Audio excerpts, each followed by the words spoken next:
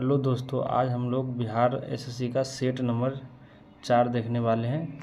Set 4 का reasoning का हम पहले ही सॉल्यूशन करा चुके हैं। आज इसका जीके देखेंगे कि इसका जीके क्या है। देखिए सेट नंबर 4 है, इसका हम रीजनिंग का पहले ही अपलोड कर चुके हैं। यदि आप लोग नहीं देखें तो जा कर के देखिए रीजनिंग का। फिलहाल आज हम लोग सेट नंबर 4 का समान अध्ययन, अब देखिए सेट नंबर 4 का जो समान अध्ययन है उसी का हम लोग अध्ययन करेंगे और देखेंगे। साइंस हो पाता है तो ठीक है, नहीं तो अगला सीरीज में आएगा। फिलहाल आज हम लोग सेट नंबर 4 देखेंगे और इसका पीडीएफ जो भी चाहते हैं कि पीडीएफ मिले वो कमेंट करिए। जो कमेंट करेगा उसको हम पीडीएफ भेज देंगे कमेंट में, नहीं तो टेलीग्राम चैनल ज्वाइन कर लीजिए, वहाँ भी मिल जाएगा। फिलहाल क्वेश्चन क्या कहता है। पहला है, राष्ट्रीय दिव्यांग सशक्तिकरण केंद्र के संबंध में दिए गए कथनों पर विचार कीजिए। देखिए पहला ऑप्शन है, राष्ट्रीय दिव्यांग सशक्तिकरण केंद्र उन सीआरपीएफ कर्मियों को प्रशिक्षण की सुविधा प्रदान करेगा जो चोट लगने के कारण शारीरिक रूप से विकलांग हो जाते हैं। दूसरा ऑप्शन कहता है, राष्ट्रीय दिव्यांग सशक्तिकरण केंद्र एनसीडीई आर्थिक और समग्र सशक्तिकरण के लिए रियायती ऋण प्रदान करके ज़रूरतमंद विकलांग व्यक्तियों को सहायता करेगा। तो देखिए इसका सही जवाब हो जाएगा ऑप्शन नंबर 3 केवल एक। ये जो दिव्यांग जो सीआरपीएफ हैं उनकी सेवा के लिए केंद्र द्वारा खोली गई है। और आपको पूछेगा कि कहाँ स्थित है, तो आपको बताते चलते हैं कि ये जो दिव्यांग केंद्र है, ऑप्शन नंबर इसका देखिए 3 सही होगा और सिर्फ ये सही है कि एनसीडीई जो सीआरपीएफ कर्मियों को प्रशिक्षण सुविधा देने के लिए, जिसे चोट लग जाए घायल हो जाए तो उसके लिए एक स्थापित किया गया है संस्था, और यह हैदराबाद के पास हकीमपेट में स्थित है। कहाँ पे स्थित है? हैदराबाद के पास हकीमपेट में स्थित है। आप लोग ध्यान रखिएगा, ये नया नया खुला है, थोड़ा ध्यान रखिएगा। आगे देखते हैं हम लोग। क्वेश्चन नंबर 2 कहता है, योजना अवकाश किसके बाद घोषित किया गया था। देखिए इसका योजना अवकाश जो है तृतीय पंचवर्षीय योजना के बाद घोषित किया गया था। तो देखिए इसमें आप फैक्ट समझिए कि पहला पंचवर्षीय योजना कब आया था, तो 1951 से 1956 तक पहला पंचवर्षीय योजना था। दूसरा था 1956 से लेकर के 61, और तीसरा था 61 से 66 तक। और देख लीजिए 66 से 69 तक यही 3 वर्ष अवकाश था। क्यों था तो आप समझिए, 1962 में भारत चीन युद्ध चला तो ये योजना पर बहुत प्रभाव आया। ये अच्छा से अपील नहीं, मतलब कि उसमें अप्लाइड नहीं हो पाया। उसके बाद 1965 में भी हो गया हम लोग का, देखिए पाकिस्तान के साथ जंग। तो ये जो 61 से जो 66 चल रही थी योजना, इसका बहुत बुरा प्रभाव पड़ा, मतलब सही से अप्लाई नहीं हो पाया, नहीं कोई काम हो पाया। इसलिए इसको आगे ना बढ़ा करके इसी को आगे बढ़ाया गया। चौथी योजना न ला करके 66 से 69 अवकाश रखा गया। यही योजना को आगे बढ़ाना है, इसका जो मिशन था उसको पूरा करना है। तो देखिए आपको और क्वेश्चन पूछेगा कि पहला जो पंचवर्षीय योजना है जो 1951 से 56 तक चला, 1951 से 56, ये कौन मॉडल पर आधारित था, आपको ये भी पूछ सकता है। तो हेरोल्ड डोमर मॉडल पर आधारित था। और ये जो है देख लीजिए इस पर क्या किया गया था, तो कृषि पर जोर दिया गया था कि कृषि को बढ़ावा देना है प्रथम में।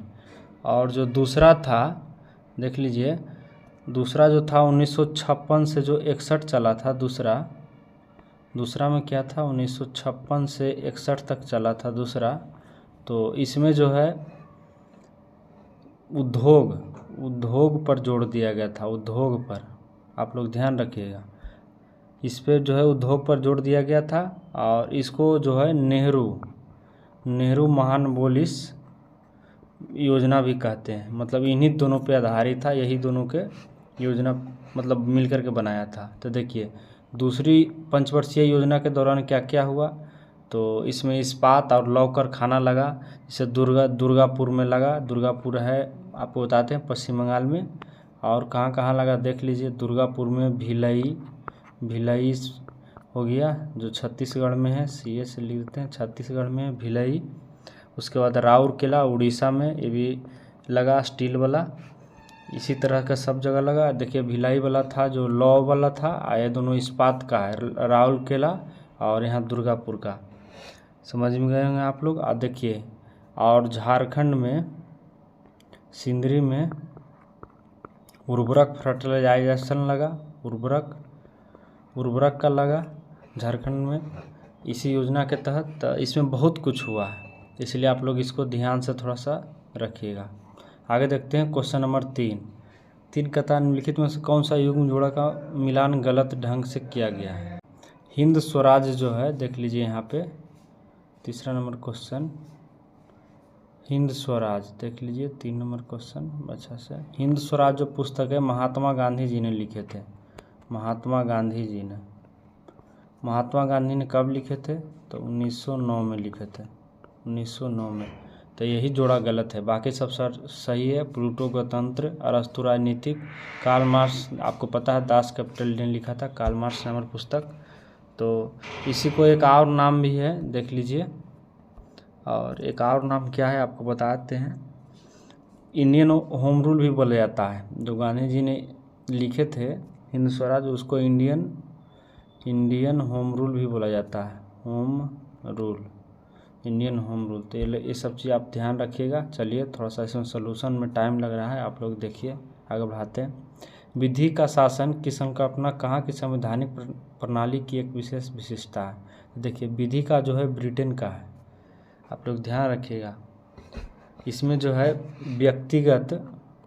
व्यक्तिगत अधिकारों पर जोर दिया गया था, इसमें व्यक्तिगत अधिकारों पर जोर दिया गया था कि मतलब व्यक्तिगत स्वतंत्रता एकदम मतलब कैसी होनी चाहिए, इस पर जोर दिया गया था।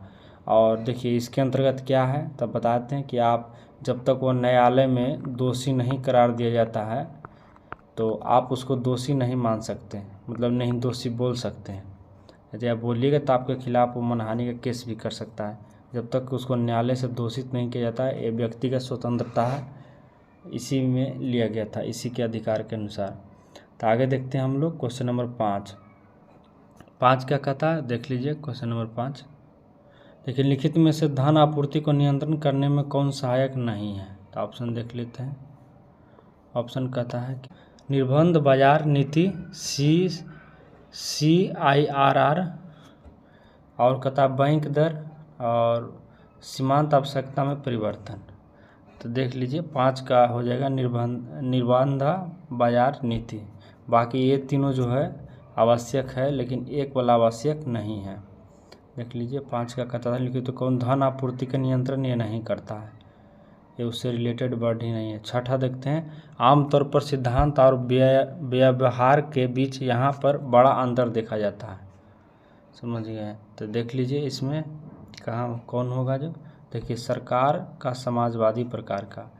देखिए इसमें क्वेश्चन समझिए, कहता है आमतौर पर सिद्धांत और व्यवहार के बीच में बड़ा अंतर देखा जाता है। देखिए समाजवादी सरकार, देखिए कैसे सही है। जो समाजवादी में बोला जाता है कि सब कुछ समाज के लिए है, गरीब पिछड़ा हित के लिए है, लेकिन आप आज फिलहाल ही देख लीजिए हम लोग के जो भारत में देख लीजिए कि पूंजीवादी होते जा रहा है और गरीब होते जा रहा है। आप ये इससे बड़ा उदाहरण कहीं नहीं देख सकते हैं। एक लोकतंत्र में हम लोग रहते हैं भारत में, तो देखिए समाजवादी कहने को है कि हम लोग समाजवादी अर्थव्यवस्था में रहते हैं और समाज के हितों के अनुसार सब चीज़ योजना बनाई जाती है, लेकिन देखिए इसका फ़ायदा पहुंचता कहाँ है, आप लोग खुद समझिए। तो यही सबसे बड़ा अंतर है सरकार का समाजवादी प्रकार में, कि सिद्धांत मतलब कहता कुछ और है और करेगा कुछ और, यही अंतर है। समझ गए ना। तो इसके बारे में कुछ समझिए कि समाजवादी हम लोग के संविधान में कब लाया गया था। तो आपको बता देते हैं इंदिरा गांधी के समय में 42वें संविधान संशोधन 1976 द्वारा लाया गया था, आप समझिए इसको, और जोड़ा गया था। साथ ही इसमें जो है पंथ निरपेक्ष शब्द भी जोड़ा गया था। तो आप लोग इसका ध्यान रखिएगा, ये सब वर्ड पूछता है कभी कभार, तो सब बता दिए। आगे देखते हैं हम लोग 7 नंबर, भारतीय महानियंत्रक और महालेखा परीक्षक किसके लिए एक मित्र दार्शनिक और मार्गदर्शक के रूप में कार्य करता है। तो देखिए इसका सही आंसर हो जाएगा लोक लेखा समिति। 7 का सही हो जाएगा 1 लोक लेखा समिति। आगे देखते हैं हम लोग 8 स्वतंत्रता को किस प्रकार सीमित किया जा सकता है। देखिए स्वतंत्रता के जो है विधि के द्वारा मतलब कानून के दायरे में ला के आप उसको सीमित कर सकते हैं। कब कर सकते हैं तो देखिए यदि आप इमरजेंसी आ गया या कोई मतलब कि ऐसा स्थिति बन गया जिससे आपको लगेगा कि देश को बचाने के लिए स्वतंत्रता को व्यक्तिगत जो स्वतंत्रता है जो जिसे बोलने की आज़ादी या जिसे इमरजेंसी के समय में 20-21 को छोड़कर सब खत्म किया जा सकता है। ये आपको पॉलिटी में पढ़े होंगे कि 20 और अनुच्छेद 20 और 21 को छोड़ करके बाकी सबको यदि इमरजेंसी लग जाता है हमारे देश में तो उसको रद्द कर सकता है। जिसे में प्रेस मीडिया को बोलने पर प्रतिबंध लग सकता है, हम लोग के बाहर घूमने में मना हो सकता है, कुछ भी हो सकता है। तो इसका सही जवाब हो जाएगा विधि के द्वारा। विधि के द्वारा हम कोई भी स्वतंत्रता है उसे हम रोक सकते हैं। 9 देखते हैं हम लोग। 9 में कहता है वर्ष 1885 में हुई भारतीय राष्ट्रीय कांग्रेस की प्रथम मीटिंग की अध्यक्षता किसके द्वारा किया गया था। देखिए ये सब विस्तार से समझिए, इसीलिए आपको डिटेल में दे रहे हैं सॉल्यूशन। देखिए इसके जो अध्यक्षता है व्योमेश चंद्र बनर्जी जी ने किए थे, समझ गए ना। इसकी जो अध्यक्षता है व्योमेश चंद्र बनर्जी जी ने किए थे 1885 के, और ये प्रथम मीटिंग था, प्रथम मीटिंग में। और ये कहाँ हुआ था देखिए, प्रस्तावित था कि पूना में होगा, लेकिन वहाँ प्लेग, चूहा से प्लेग फैल गया, तो इसको संस्कृत विद्यालय जो वहाँ मुंबई में स्थित है, उसमें बम्बई कहा जाता था, मुंबई में हुआ इसका, मुंबई में हुआ। प्लेग फैल गया इसलिए मुंबई में हुआ, मुंबई में। देखिए आप लोग ध्यान से सुनते रहिए, आपको सुनने से याद हो जाएगा। आप जितना देर में पढ़ते हैं इससे अच्छा मोबाइल चलाइए, छोड़ दीजिए, आप सुनते रहिए, सुनने से बहुत कुछ याद हो जाएगा। सॉल्यूशन बोलेंगे वो ध्यान से आप सुनिएगा। चलिए आगे देखते हैं। और देखिए ये जो स्थापना हुई थी कांग्रेस के, आगे बता देते हैं आपको। उसमें पहला में अध्यक्षता किए थे, इसके जो स्थापना किए थे हुम किए थे, हुम किए थे स्थापना कांग्रेस के, अंग्रेज के ही उपनिवेशक थे हुम जी, और यही स्थापना किए थे। और देख लेते हैं इसका फैक्ट हम लोग। देखिए व्योमेश चंद्र बनर्जी जी हैं, ये थे कौन ये भी समझ लेते हैं। यह एक प्रसिद्ध वकील थे, आप लोग समझिए, प्रसिद्ध वकील थे, यह एक प्रसिद्ध वकील थे। और जानते हैं कि कांग्रेस के 1885 अधिवेशन में पहले अध्यक्षता किया। उसके बाद आपको कभी कभी पूछ देगा कि दूसरी बार कब किए भाई, दूसरी बार, तो दूसरी बार 1892 में जो इलाहाबाद में हुआ, इलाहाबाद में, उसमें भी यह अध्यक्षता किए थे, समझ गए ना। तो सब थोड़ा सा फैक्ट याद रखिए। आगे बढ़ते हैं हम लोग, क्वेश्चन नंबर 10 देखते हैं। कहता निम्न में से कौन सी जनजाति सभा सामान्य रूप से जनजाति सरदार मुखिया के चुनाव में शामिल होता है। तो देखिए ये जनजाति से रिलेटेड क्वेश्चन है, ध्यान रखिएगा। इसका हो जाएगा समिति। कैसे होगा आप इसको थोड़ा डिटेल में समझिए, ये आपको बहुत पहले चलना होगा। ऋग्वेद आप समझते होंगे, जो 4 वेद है उसमें से ऋग्वेद में कई जनजाति की चर्चा है, जो ऋग्वेद ग्रंथ है उसमें, और उसी में सभा समिति विदस मतलब कि बहुत सारा का चर्चा है। लेकिन ये जो देख रहे हैं ना विदित गण सभा, ये सब जो है धार्मिक रूप से है, धार्मिक रूप से। लेकिन समिति और सभा ये सब राजनीतिक रूप से था। यहाँ पूछ रहा है भी राजनीतिक रूप से। देखिए जो मुखिया उखिया राजनीतिक रूप है, समझ गए हैं। तो राजनीतिक रूप से सबसे ज़्यादा सभा के से भी ज़्यादा पावरफुल समिति था, समिति। तो जनजाति के जो सरदार मुखिया का चुनाव में होता था वो समान रूप से समिति होता था। कौन होता था? समिति। तो आप लोग एक बात को समझिए। आगे बढ़ते हैं हम लोग। फिलहाल क्वेश्चन नंबर 11 देखते हैं। भारतीय इतिहास के निम्नलिखित युगों में से किसके द्वारा क्षत्रिय एक विशिष्ट पहचान रखते थे? मतलब क्षत्रिय जो है कब विशिष्ट मतलब अलग तरह का पहचान रखते थे? तो ये जो है भगवान बुद्ध के काल में। तो आप समझिए कि क्या पहचान रखते थे भाई। तो भगवान बुद्ध जो है उस समय क्षत्रिय को मतलब जब भगवान बुद्ध उस समय थे, उस समय जानते हैं क्षत्रियों को क्या कहा जाता था? उस समय क्षत्रियों को क्षत्रियास कहा जाता था,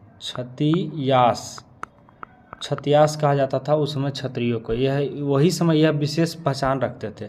तो चलिए हम लोग आगे देख लेते हैं भगवान बुद्ध के बारे में भी। भगवान बुद्ध कौन थे आपको पता है, बौद्ध धर्म के स्थापक थे और इनका जन्म हुआ था 563 ईसा पूर्व लुम्बिनी में, जो नेपाल में पड़ता है, उसमें हुआ। और इनका मृत्यु जो है 80 वर्ष के बाद हुआ था, 80 वर्ष की अवस्था में हो गया। कहाँ हुआ है तो कुशीनगर। कुशीनगर कहाँ पड़ता है तो कुशीनगर पता होगा आपको, यूपी में पड़ता है। हाल ही में यहाँ एक एयरपोर्ट भी बना है यूपी में। आप लोग ये सब चीज़ ध्यान रखिए, फैक्ट है ये सब। आगे हम लोग देखते हैं, क्वेश्चन नंबर देख लीजिए कितना हो गया, 11 12 देखते हैं। गांधी जी का दांडी मार्च किसका हिस्सा था।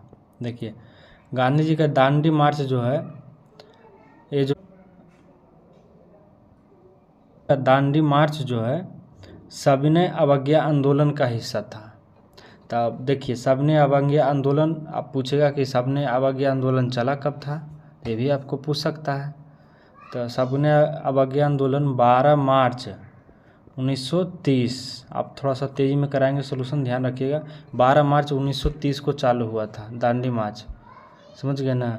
जिसे नमक यात्रा भी कहते हैं, जिसे नमक यात्रा भी कह सकते हैं, नमक यात्रा, या जो तोड़े थे कानून, समझ गए। लेकिन यह शांतिपूर्ण गए थे। क्यों ऐसा हुआ था, क्योंकि गांधी जी को पता था कि द्वितीय विश्व युद्ध का खतरा मंडरा रहा था। गांधी जी हर बात अपना मनवाना चाहते थे। उस समय गोलमेज सम्मेलन में भाग भी लेना था, लेकिन गांधी जी ने भाग नहीं लिया, लेने से मना कर दिया, चूँकि ये अपने वादे पे अड़े हुए थे। उसके आगे देखते हैं, गांधी जी हो गया है, आगे देखते हैं हम लोग। एक रीट किसके द्वारा जारी की जा सकती है। देखिए रीट जो है कोई उच्च न्यायालय द्वारा जारी किया जा सकता है, चाहे वह हाई कोर्ट हो या फिर सुप्रीम कोर्ट, एससी हो या एससी हो। तो आप लोग ये समझिए कि सुप्रीम कोर्ट कितना के तहत जारी करता है और हाई कोर्ट।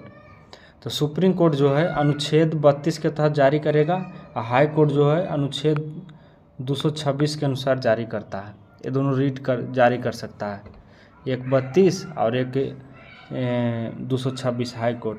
और कौन सा भाग में है भाई, ये भाग 3 का हिस्सा है, भाग 3, आप समझ गए होंगे। देखिए रीट जो है 5 प्रकार का होता है, आप लोग ये भी समझिए। रीट जो है 5 प्रकार का होता है, 5 प्रकार। देखिए थोड़ा सोल्यूशन कराएंगे तो थोड़ा वीडियो लंबी जाएगी, आप लोग समझिए। 5 प्रकार का होगा, कौन कौन है भाई, तो देख लीजिए। प्रतिषेध हो जाएगा, या कुछ भी बोलिए, उत्प्रेषण, और एक अधिकार परीक्षा, और है बंदी प्रत्यर्थीकरण और प्रमादेश, जिसको मेंटेनेंस कहा जाता है। 5 है, बोल दिए थोड़ा सा तेजी में, आप लोग समझ जाइए। वृद्धि दर का तात्पर्य क्या है। देखिए आबादी वृद्धि हो रहा है या नहीं हो रहा है, ये जन्म और मृत्यु वृद्धि होती है, जन्म दर और मृत्यु दर के अंतर से पता लगता है कि आबादी मतलब बढ़ रही है या घट रही है। आगे हम लोग देते हैं क्वेश्चन नंबर 15, थोड़ा सा तेज़ी करेंगे चूँकि वीडियो खींचा जाएगा लंबा, नहीं तो। 15 कहता है यांत्रिक चट्टानों में क्या परिवर्तन कर देता है। तो इसमें गठन और संरचना दोनों, कायांत्रिक मतलब जिसका काया बदल जाए, जैसे घिस घिस करके बदलाव हो जाता है, काली से कुछ और बदल जाएगा। इसी तरह से मतलब बजाय इसका संरचना बदल जाता है, गठन भी बदल जाता है। तो इसका सही जवाब हो जाएगा ऑप्शन ए और एक, मतलब कि 1 और 2 दोनों सही है। आगे देखते हैं हम लोग 15 देखते हैं हम लोग, 15 हो गया। 16 देखते हैं। अनेकों प्रकार की शराब और शैंपेन के लिए प्रसिद्ध क्षेत्र है। देखिए ये जो भूमध्य सागरीय क्षेत्र प्रसिद्ध रहता है, यहाँ पे अनेक प्रकार का मतलब कि शराब बनता है। क्यों बनता है, क्योंकि यहाँ फल जो है बहुत उपजता है, बहुत, और खास करके क्या चीज़ का, अंगूर का। ये अंगूर उत्पादन के लिए फेमस होता है। क्यों होता है, देखिए भूमध्य सागर पर क्या होता है कि यहाँ गर्मी भी अच्छी खासी पड़ जाती है, बारिश भी हो जाती है कम बेशी। इसमें मतलब कि ऐसे समझिए कि नमी भी रहता है और सूरज भी बहुत तेज़ पड़ता है। तो मतलब यहाँ हर तरह का मतलब कि अनुकूल वातावरण मिल जाता है यहाँ पे, मतलब अंगूर उपजने के लिए। इसलिए इस क्षेत्र में शराब ज़्यादा पाया जाता है, समझ गए ना। तो आगे हम लोग क्वेश्चन देखते हैं। भूमध्य सागर हो गया। विनिमय किसके दौरान होता है, तो देखिए 17 का, तो 17 का हो जाएगा 3। स्थूल पट, ये सब आप लोग ध्यान रखिएगा, थोड़ा उटपटांग क्वेश्चन है, इसका सलूशन उतना नहीं हो पाएगा, इसलिए आप लोग को बता दिए। देखिए आगे 18 देखते हैं, इसका 3 हो जाएगा। 18 निम्नलिखित में से किसमें बहुल बाह्य त्वचा पाई जाती है, देख लीजिए 18 का। तो इसका सही जवाब हो जाएगा नेरियम कनेर। ये सब थोड़ा उटपटांग का क्वेश्चन है, ये सब याद रखिएगा। इसमें बहुल बाह्य त्वचा पाई जाती है नेरियम कनेर में।